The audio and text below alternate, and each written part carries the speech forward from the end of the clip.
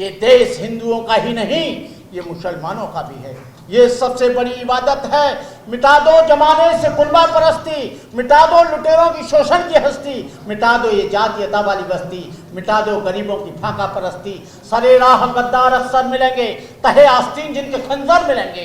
बहुत तुझको ऐसे भी रहबर मिलेंगे जिन्हें सिर्फ याद रास्ता भुलाना, मुसाफिर राह मत भूल जाना।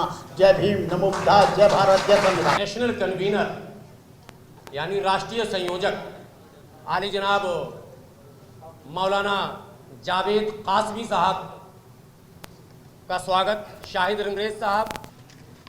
उससे पहले ही है गांधी पीस फाउंडेशन, पूछिए किसी से। गांधी पीस फाउंडेशन जवाहरलाल नेहरू से, तिवारी भवन से पहले ITO की तरफ फूल मालाओं से और शाल उड़ाकर और मेमेंटो देकर सम्मानित करेंगे।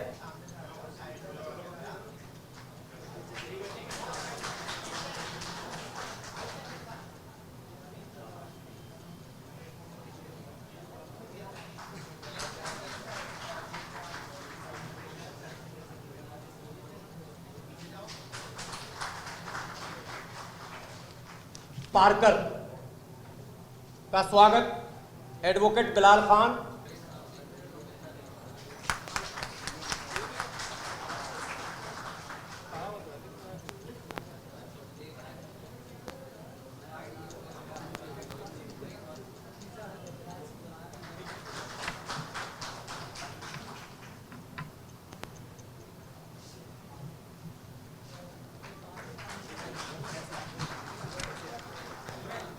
डॉक्टर जगदीश साहब और मौलाना नसीम फारूकी साहब बनते करुणाकरण जी का स्वागत करेंगे। आइए।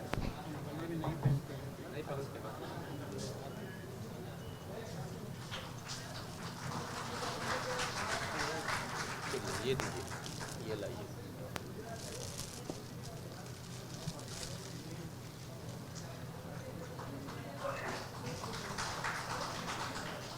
सद्भावना को लेकर पूरे भारत में काम हो रहा है और ये अच्छी खबर है और इसकी सराहना होनी चाहिए हर जगह। आदर और सम्मान के साथ भंते करुणाकरण जी से विनती करता हूं कि वो आएं और अपनी बात रखें और जोरदार तालियों से आप इनका स्वागत करें। और सबसे पहले मैं उस महापुरुष को नमन करता हूं जिसने भारतीय संविधान बनाकर हम लोगों को धर्मनिरपेक्षता दी, मानवता का पाठ पढ़ाया और भारतीय संविधान में इंसान को बराबरी का अधिकार दिया। वक्त जिहाद है सबे रक्स का नहीं, वक्त जिहाद है सबे रक्स का नहीं, हो खून का कतरा किसी के अस का नहीं, बुलावा सरफरोशों का हुआ आखिर है मैदान जानदारों का मरिए इसका नहीं। भाई हाफिज जी, मैंने हजारों सद्भावना यात्राओं में भाग लिया है 46 वर्ष के संन्यास में। आज मेरी एज 74 है और सुनील दत्त की जो यात्रा सद्भावना यात्रा हुई थी उसमें भी मैंने हिस्सा लिया था। और सुनील दत्त जी से मैंने कहा था, सुनील दत्त जी, कहा तुम रेगिस्तान में खेती करने के लिए चले हो, कहां बबूल के पेड़ पर कहां तुम आम खोज रहे हो? मैं सोचता हूं बहुत मुश्किल है। ये देश महावीर स्वामी जैन का है, गुरु नानक का है, कबीर का है, बुद्ध का है, चोखा मेला का है, डॉक्टर अम्बेडकर का है, बापू का है, जवाहरलाल नेहरू का है। ये देश को जगाने के लिए बहुत सी लोगों ने काम किया, लेकिन हम 2014 से देख रहे हैं क्या सद्भावना आई। यहां पर मेघवाल, जितेंद्र मेघवाल जैसे व्यक्ति को मूंछ रखने पर कत्ल किया जाता है। क्या सद्भावना आई? इंद्रपाल जैसे 9 बरस के बच्चे को प्यास लगती है, उसे घड़े के पास जाता है, उसे मार कर लोहू लुहान कर दिया जाता है, उसका फेफड़ा फट जाता है। क्या यहां पर आई? कासगंज में दलित आदमी की बारात नहीं चढ़ने जाती है। क्या सद्भावना आई? यहाँ पर हजारों बच्चों को, हजारों महिलाओं के साथ बलात्कार होता है जातिगत और संप्रदाय के आधार पर। क्या सद्भावना आई? आपके प्रयास को मैं धन्यवाद देता हूं, क्रिटिसाइज नहीं करता हूं। हरिद्वार में मुझे बुलाया गया, जैसे ये लोग बैठे वैसे हम भी बैठे थे। चारों शंकराचार्य, सरस्वती नंद, अखंडानंद और तारे पहले दिन की अध्यक्षता जो थी बाबा रामदेव की अध्यक्षता में, सब लोगों को बाइबल पर, कुरान पर, तमाम सब्जेक्टों पर दिया गया विषय, लेकिन मुझे दिया गया हिंदू समाज के एकीकरण पर और एक हिंदू समाज की एकता पर। मैंने कहा मैं बुद्धिस्ट हूं, मुझे बुद्ध की प्रासंगिकता पर दिया जाए, बुद्ध के सब्जेक्ट पर दिया जाए, बुद्ध धर्म बाहर कैसा है इस पर दिया जाए, बौद्धम थाईलैंड और जापान में क्यों गया इस पर दिया जाए, चाइना में क्यों गया इसका दिया जाए, 28 कंट्रियों में बुद्ध धर्म कैसे फैला इस पर दिया जाए। लेकिन आपने दिया है कि मुझे हिंदू धर्म का एकीकरण, हिंदू धर्म की एकता। मैंने बड़े गौरव के साथ कहा, आरएसएस के लोग थे, मैंने कहा Hindu is a not society. मुसलमानों में मुसलमान पैदा होता है, ईसाइयों में ईसाई पैदा होता है, सिखों में सिख पैदा होता है, जैनियों में जैनी पैदा होता है, पारसियों में पारसी पैदा होता है, बौद्धों में बौद्ध पैदा होता है, लेकिन हिंदुओं में हिंदू पैदा नहीं होता।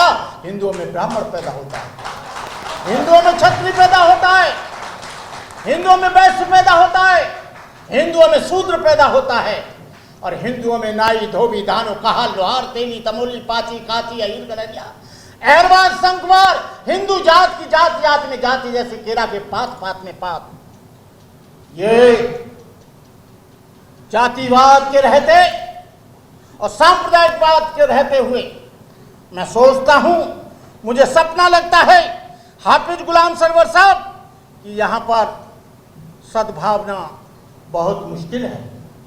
जब तक यहां पर ढेर सारे बिल ये गवर्नमेंट लाती है, लेकिन एक भी बिल इस बात के लिए नहीं जाती है कि सांप्रदायिकता नहीं रहेगी, जातिवाद को खत्म किया जाता है। एक बिल ऐसा भी ले आओ कि जातिवाद खत्म हो जाए और सबके सामने लिखा जाए भारतीय है, सबके सामने लिखा जाए कि वो भारत का रहने वाला है, सबसे ज्यादा लिखा जाए कि भारत का नागरिक है, सबसे ज्यादा लिखा जाए कि यहाँ पर कोई जाति नहीं है। लेकिन जब तक जाति रहेगी तब तक जुल्म रहेगा, जब तक जाति रहेगी भेदभाव रहेगा, जब तक जाति रहेगी ऊंच नीच रहेगा, जब तक जातिवाद रहेगा जुल्म रहेगा, जब तक जातिवाद रहेगा बेगुनाहों के कत्ल होंगे। और आपको मालूम नहीं है, जातिवाद के कारण जब से ये देश स्वतंत्र हुआ 14 लाख से अधिक लोग बेगुनाह मारे गए और 18,000 से ज्यादा महिलाओं के साथ बलात्कार हुआ। ये कैसा सद्भावना है, कैसा ये देश है। 2014 से जब से गवर्नमेंट आई है, जातिवाद सर पर पकड़ रहा है, सांप्रदायिकतावाद पड़ रहा है। ये जब तक सांप्रदायिकता खत्म नहीं होगी, जातिवाद खत्म नहीं होगा, इस देश में सद्भावना कितने भी सम्मेलन करते रहना, कितने भी यात्रा निकालते रहना। आपसे पहले सुनील दत्त भी यात्रा निकाल चुके हैं, लेकिन ये क्यों नहीं हो पा रहा है?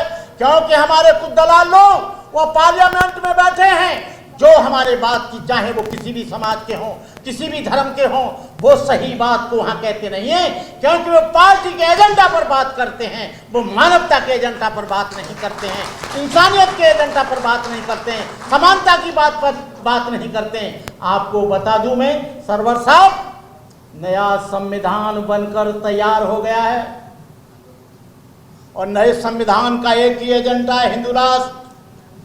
यहाँ पर न ईसाई काम कर पाएगा, न बौद्ध काम कर पाएगा, न मुसलमान काम कर पाएगा, न जैन काम कर पाएगा, न सिख काम कर पाएगा। अरे ये देश किसी की बपौती जागीरदारी नहीं है, ये देश हिंदुओं का ही नहीं, ये मुसलमानों का भी है।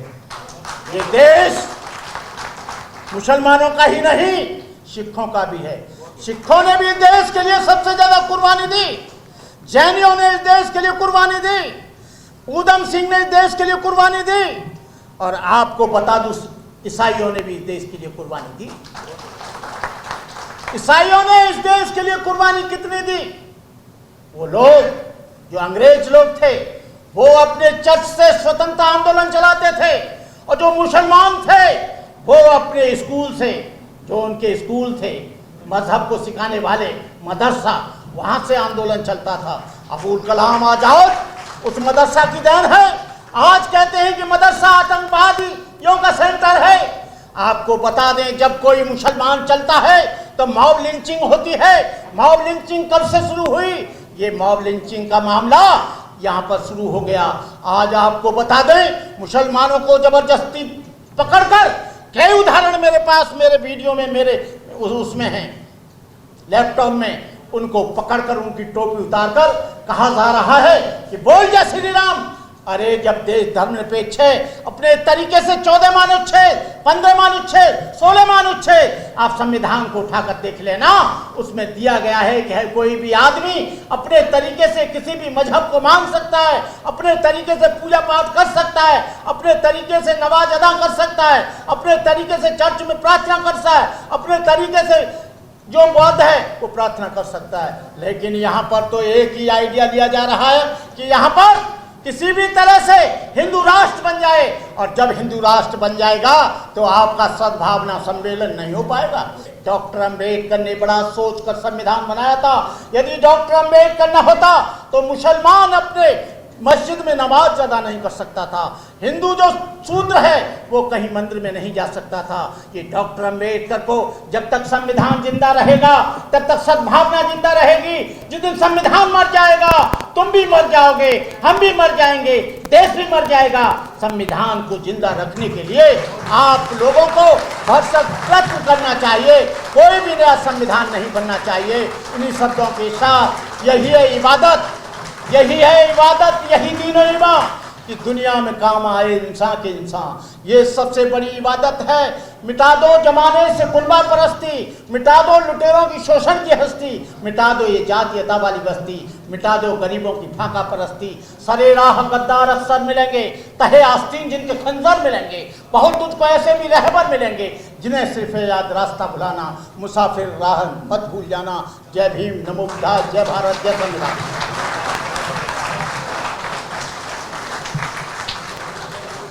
बहुत बहुत धन्यवाद। और सद्भावना के लिए बाज़ाब्ता जमीयत ने पूरा एक सद्भावना सेल ही बना रखा है। तो जमीयत सद्भावना मंच के नाम से जो सद्भावना के लिए लगातार काम कर रहे हैं, उसके संयोजक आज हमारे इस कार्यक्रम में हैं। मैं आदर और सम्मान के साथ गुजारिश करता हूँ, इज्जत और एहतराम के साथ, आली जनाब मौलाना जावेद सिद्दीकी साहब कासमी साहब से, आप राष्ट्रीय संयोजक हैं जमीयत सद्भावना मंच जमीयत उलमाए हिंद, आप तशरीफ लाएं और जोरदार तालियों से आप अपने मेहमान का इस्तकबाल करें। बहुत अहम यहाँ इस कार्यक्रम में सब इकट्ठे हैं और ये हाल उस शख्सियत, उस क्रांतिकारी कहिए या शांति के महापुरुष कहिए कि चाहे अफ्रीका की उन जंगलों, उन पहाड़ियों पर अपनी खुशबू बखेरते हुए और वहाँ से जब भारत के सरजमीन बम्बई में और बम्बई से दिल्ली आकर फिर यहाँ जो उन्होंने भारत की कमान संभाली और भारत को आज़ादी की उस कामयाब मंजिल तक पहुँचाने में सफल जो उन्होंने अपनी ज़िंदगी गुजारी है और भारत को शांति का प्रतीक, भारत को एक खूबसूरत गुलदस्ता उस ज़ात, उस शख्सियत ने अता किया है, उनका नाम है महात्मा गांधी। आज उनके नाम पर, उनकी याद में, उनके स्थान पर, उनके सम्मान में मौलाना गुलाम सरवर साहब और आपकी तमाम टीम और जितने भी साथी बहनें हैं और जितने ज्ञानमान और यहाँ महान अतिथि उपस्थित हैं, उनकी मौजूदगी में आज हम सब ने यहाँ एक संकल्प लेना है कि भारत के सरजमीन को फूलों का गुलदस्ता, वो फूलों की बहार और जहाँ खुशबू आए और जहाँ इसको वो चमन, उस राह की तलाश है जिसके लिए हम लोग हमेशा सुबह शाम और रात और दिन उसी में हैरान और परेशान हैं कि आखिर नज़र लगती जा रही है किसकी। जो बात करते हैं समाज को बनाने की या बिगाड़ने की, आज उस पर हमें गंभीरता से गौर करने की ज़रूरत है और भारत को एक बनाने की ज़रूरत है। धर्म अलग हो सकते हैं, पूरी दुनिया में धर्म को लोग मानने वाले हर जगह आबाद है। भारत वो सरजमीन है जहाँ हिंदू भी है, आर्य समाज भी, सनातन धर्म भी, समाज जैन समाज भी, बौद्ध भी, सिख भी, क्रिश्चियन भी, ईसाई भी, मुसलमान भी, इसी खूबसूरती का नाम तो भारत है। आज हम लोग अरब जाते हैं, अरब कंट्री पहुंचते हैं, वहाँ भारत की बात सामने आती है, वहाँ हम भारत के विकास की बात करते हैं, भारत को बनाने की बात करते हैं कि हम हमारे बीच में कोई लड़ाई झगड़ा नहीं है, बल्कि ये घर घर की कोई बात, किसी बात पर अगर कोई बिगाड़ हो जाए तो हम जंग और लड़ाई नहीं कह सकते, बल्कि घर में किसी बात पर किसी ने जो है कोई बात कही है, वरना हम भारत के सर को नीचा होना कभी इस बात को गवारा नहीं करते कि भारत हमारा कभी इनका सर कभी नीचा हो जाए, चाहे वो अरब के हसीन वादियों में हो। हम लोग 12 वहाँ जाकर तकरीर करते हैं, अरबी ज़बान में जाते हैं, अरबी ज़बान में बात करते हैं, लेकिन भारत को हमेशा विकास की बुलंदी पर पहुँचाने की वही कोशिश करते हैं और यही प्रयास करते हैं कि जाने तन को हमने हमेशा कुर्बान किया है और भारत के इस बॉर्डर को हमने उसकी हिफाजत का हमेशा ये काम किया है। बहुत बहुत शुक्रिया। वहाँ कोई समाज में अलग अलग फ़र्क हो सकते हैं, लेकिन घर और समाज पानी पीने और रहने सहने के मामले में आपस में कोई फ़र्क नहीं है। बहुत बहुत शुक्रिया। बहुत बहुत शुक्रिया जनाब मौलाना जावेद कासमी साहब। लेकिन सच्चाई ये है कि कोई धर्म ऐसा नहीं धरती पर, जब आप पूछें धर्म गुरुओं से तो या उनके प्रवचन सुने। और एक बहुत मशहूर शेर भी है, मजहब नहीं सिखाता आपस में बैर रखना। तो जब मजहब बैर रखना नहीं सिखाता, मजहब नफरत करना नहीं सिखाता, मजहब जो है निर्बल के साथ बल का प्रयोग करना नहीं सिखाता, मजहब कमज़ोरों पर अत्याचार करना नहीं सिखाता, मजहब किसी पर जुल्म करना नहीं सिखाता, किसी को लूटना नहीं सिखाता, तो धर्म के नाम पर इसी भारत की धरती पर अगर काटे जाएंगे, मारे जाएंगे के नारे, सर तन से जुदा के नारे, अगर मजहब के नाम से इस तरह के नारे लगेंगे तो कैसे विश्वास होगा कि मजहब नहीं सिखाता है। इसीलिए सद्भावना सम्मेलन के माध्यम से तमाम धर्म गुरुओं को एकत्रित कर ये प्रयास किया जा रहा, और ये प्रयास आप लोगों का सहयोग यदि रहा तो निरंतर चलेगा, गांव गांव, गली गली, मोहल्ले मोहल्ले, हर विधानसभा तक चलेगा। और ये संदेश दिया जाएगा, धर्म के नाम पर नफरत के व्यापार करने वालों सावधान हो जाओ। मोहब्बत के ये सारे सिपाही अब तैयार हैं और मोहब्बत का संदेश लेकर आ चुके हैं, और ये बता रहे हैं, तुम्हें कोई अगर बता रहा है नफरत और धर्म का नाम ले रहा है तो वो बिल्कुल स्वीकार नहीं है। धर्म का मतलब प्यार, प्रेम, करुणा, भाईचारा, मोहब्बत, हमदर्दी, गमखारी, और यही है ये देश। अहिंसा परमो धर्म, धर्म ही अहिंसा जहाँ है वहाँ धर्म के नाम पर हिंसा कैसे स्वीकार किया जाएगा, यही तो संदेश देना है। मैं आदर और सम्मान के साथ अपने धर्मगुरु फादर मोरिस पार्कर जी से विनती करता हूँ कि वो आए और अपनी बात आपके समक्ष रखें। जोरदार तालियों से आप स्वागत करें फादर मोरिस पार्कर। ईसाई धर्मगुरु हैं, उन्होंने अपनी तरफ से तमाम वो बातें बताई कि किस तरह से हमारे धर्मों में प्यार और प्रेम की बात कही गई है। मैं आदर और सम्मान के साथ मंत्र महर्षि डॉक्टर योग भूषण महाराज जी जो जैन मुनि हैं उनसे विनती करता हूँ कि वो आएँ और अपनी अमृतवाणी से आप लोगों को ये करें। सबसे पहले आप लोगों से गुजारिश है कि मेहमानों का जोरदार तालियों से स्वागत करेंगे। मुझे आंतरिक रूप से लग रहा है कि एक आयोजन गांधी शांति प्रतिष्ठान से शुभारंभ हो रहा है। महात्मा गांधी जी ने पूरे देश भर में घूम घूम करके तमाम यात्राओं के माध्यम से शांति की बात की, अहिंसा की बात की, और इस कार्यक्रम का नाम है सद्भावना। हमारे मनोविचार जब हमारे व्यवहार में जागृत होते हैं, सद्भावना से जीवन में सदाचार आता है।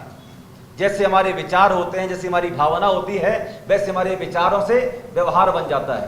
तो सद्भावना से जीवन में सदाचार आता है, और जब जीवन में सदाचार आता है तो जीवन में समन्वय की भावना पैदा होती है, आपसी एकता, भाईचारा पैदा करने की भावना होती है। और जब समन्वय की भावना पैदा होती है तो समन्वय ही आगे चल करके विश्व शांति का सूत्रपात करता है। जैन धर्म के अंतिम तीर्थंकर भगवान महावीर स्वामी ने जियो और जीने दो का संदेश दिया। मैं यही भावना आप तक पहुंचाना चाहता हूं कि भारत की जो अस्मिता रही है, जो आपसी सद्भावना, आपसी प्रेम, यहाँ का जो गौरव रहा है, इसे हम कभी सोने की चिड़िया कहा करते थे। यहाँ पर हर गली गली में फूलों की बहार और फूलों की मकरंद से गलियां सुशोभित हुआ करती थीं, आज उन गलियों में रक्तपात हो रहा है। निश्चित रूप से ये भारत माता के ऊपर कलंक पोता जा रहा है। आज मैं इस मंच से और इस कार्यक्रम से ये निवेदन करना चाहता हूं कि जो भी तत्व हैं जो धर्म के नाम पर हिंसा फैला रहे हैं, उन लोगों को तत्काल धर्म से निष्कासित किया जाना चाहिए, समाज से निष्कासित किया चाहिए, ताकि किसी भी धर्म विशेष पर कोई आपत्ति ना आए। आज ये आयोजन एक ऐसा आयोजन है, एक ऐसी क्रांति का सूत्रपात करेगा जो आगामी समय में विश्व शांति के लिए एक कीर्तिमान स्थापित करेगा। इस कार्यक्रम के लिए भी शुभकामनाएं और साथ ही साथ एक प्रेरणा आप सभी के लिए कि हम अपने आस पड़ोस में, अपने नगर में, अपने गली मोहल्ले में यदि कोई भी व्यक्ति जो धर्म के नाम पर हिंसा फैलाने की तैयारी कर रहा है, हम उसको समझाएं, उसको समझा करके और उसके धर्म के पाठ सिखाएं। मत ठुकराओ, गले लगाओ, धर्म सिखाओ, तभी हम वास्तविकता में भारत में शांति का सूत्रपात कर सकते हैं। ओम शांति, ओम धर्म। अभी आपने सुना हमारे जैन मुनि ने जो बातें रखी, पूरा निचोड़ आपके सामने रख दिया। बेशक मैं आभार प्रकट करता हूं इनका। ऐसे धर्मगुरुओं की आवश्यकता इस देश में है जो बिल्कुल खुले मन और खुले दिल से आपके समक्ष अपनी सारी बात रखें और एक अच्छा राह लोगों को मिले। मैं आशावादी हूं, निराशावादी नहीं हूं और सकारात्मक सोचता हूं, नकारात्मक नहीं सोचता हूं। शायर कहता है, क्षमा अगर बुझ जाए तो जल सकती है, क्षमा अगर बुझ जाए तो जल सकती है, कश्ती हदे तूफान से निकल सकती है। मायूस न हो, अपने इरादे न बदल, तेरी कोशिश सबकी तकदीर बदल सकती है। इसलिए मैं कह रहा हूं आज इस राष्ट्रीय सद्भावना सम्मेलन के माध्यम से और इस गांधी शांति प्रतिष्ठान में शपथ लेकर आपको जाना पड़ेगा। नकारात्मक बातों को हम बहुत पर होता, पर ट्विटर में जो तस्वीर है वो क्या है? पर ट्विटर कबूतर जा जा जा नफरत ले जा। मैं बोलता हूं ट्विटर और कबूतर जा जा प्यार लेकर जा, पूरे देश में जा और पूरी दुनिया में जा। बता, भारत प्यार और प्रेम का ऐसा पुजारी है कि केवल भारत नहीं, भारत के आसपास अगर कोई एक चक्कर लगा दे वो भी प्यार और प्रेम का दीवाना हो जाए। ऐसे भारत के निर्माण के लिए सद्भावना सम्मेलन का आयोजन निरंतर चलता रहना चाहिए या नहीं चाहिए, जरा आप लोग बताइए। और आप लोगों का सहयोग मिलना चाहिए या नहीं मिलना चाहिए, ये बताइए। इशारे इशारे में करुणाकरण जी ने जो बातें कही है, धर्मगुरु हैं, खंडन तो नहीं कर सकता हूं, ये मेरे अधिकार क्षेत्र में नहीं है। लेकिन जो अतिथि नहीं आए हैं वो भी हमारे लिए सम्मानित हैं, उनका भी उतना ही सम्मान है जितना हमारे लिए आए हुए अतिथियों का सम्मान। जीवन है, आना चाहिए, जीवन है, जीवन चक्र में बहुत सारे व्यवधान हैं, तो हो सकता है मैं उनकी मानसिकता पर प्रश्न चिन्ह नहीं लगा सकता, ये मेरे अधिकार में नहीं है। आपका अधिकार क्षेत्र था, आपने अपनी बातें रखी, हम आपकी बातों का भी सर आंखों पर रखते हैं, स्वागत करते हैं। आपने बड़े अच्छे अंदाज में जो बातें रखी हैं, सच्चाई तो यही है कि न हिंदू बुरा है न मुसलमान बुरा है,